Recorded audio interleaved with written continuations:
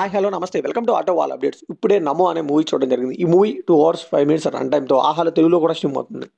అసలు ఈ మూవీ ఎలా ఉంది, వీకెండ్కి ట్రై చేసా లేదా ఇన్ డెప్త్ తెలుగులో మాట్లాడుకుందాం. మూవీలో డైరెక్ట్ పాయింట్కి వచ్చేస్తే ఇనిషియల్ సెటప్ కానీ క్లైమాక్స్ కంక్లూజన్ కానీ చాలా బాగున్నాయండి. అక్కడ వచ్చే బీజిఎం కానీ ఆ మెసేజ్ కానీ చాలా బాగా వర్కౌట్ అయింది.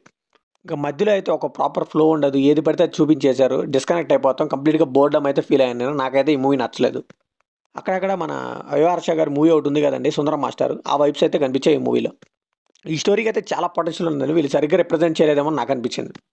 గిమ్ముని ఫ్యామిలీతో చూడొచ్చా అంటే జస్ట్ చూడొచ్చు, అలాంటి కంటెంట్ ఏం లేదు. గిమ్ము బేసిక్ స్టోరీలో వచ్చేసి ఇద్దరు ఫ్రెండ్స్ అయితే ఒక టూరిస్ట్ ప్లేస్కి వెళ్తారు. అయితే కొంచెం దారి తప్పేసి ఒక పల్లెవాసులు ఉన్న గ్రామానికి వెళ్ళిపోతారు.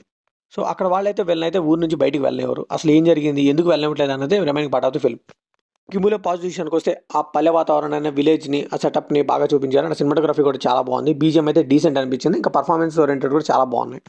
ఇంకా క్లైమాక్స్ కూడా నేను చెప్పాను కదా, కంక్లూజన్ కూడా చాలా బాగుంది. గిమ్ములో నెగిటివ్ విషయానికి వస్తే నెరేషన్ అండి. నెరేషన్ అనేది చాలా అంటే చాలా డల్గాను బోర్డమ్గా అనిపించింది.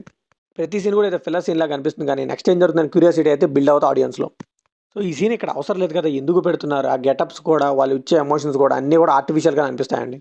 లిటరల్లీ నక్సలైట్స్ని, విలన్స్ కూడా మరీ కమెడియన్స్లో చూపించేశారండి. సో అప్పుడు హీరోలు ఇరుక్కున్నా కానీ ఇరుక్కోపోయినా మనకేం పెద్ద సీరియస్నెస్ అనిపించదు. దీనికి తోడు నాన్ సింక్లో సాంగ్స్ కానీ, ఫైట్స్ కానీ, ఫోర్స్డ్ ఎమోషన్స్ కానీ, కామెడీ కానీ, ఇవన్నీ కూడా ఫోర్స్డ్గానే అనిపిస్తాయి. లొకేషన్స్ కూడా ఇక్కడ దగ్గరలో ఉన్న పల్లెటూరుని చూపించేసి ఎక్కడో దూరంగా ఉన్నట్టుగా చూపిస్తూ ఉంటారు. అండ్ అలానే ఆ ఊరు నుంచి వీళ్ళు ఈజీగా పారిపోవచ్చు, బట్ ఏదో పెద్ద ఫైట్ పెట్టేసి అక్కడ ఏదో పెద్ద ప్రమాదం ఉన్నట్టుగా చూపిస్తూ ఉంటారు. సో ఫైనల్గా ఈ మూవీకి మన ఇచ్చే వర్డిక్ట్ ఏంటంటే, ఈ మూవీలో తీసుకున్న కంక్లూజన్ కానీ ఆ పాయింట్ కానీ చాలా బాగుందండి. కాకపోతే దాన్ని రిప్రజెంట్ చేద్దాం అనుకున్న ఇంటెన్షన్ కూడా బాగుంది, బట్ రిప్రజెంటేషన్ చాలా బాగాలేదు.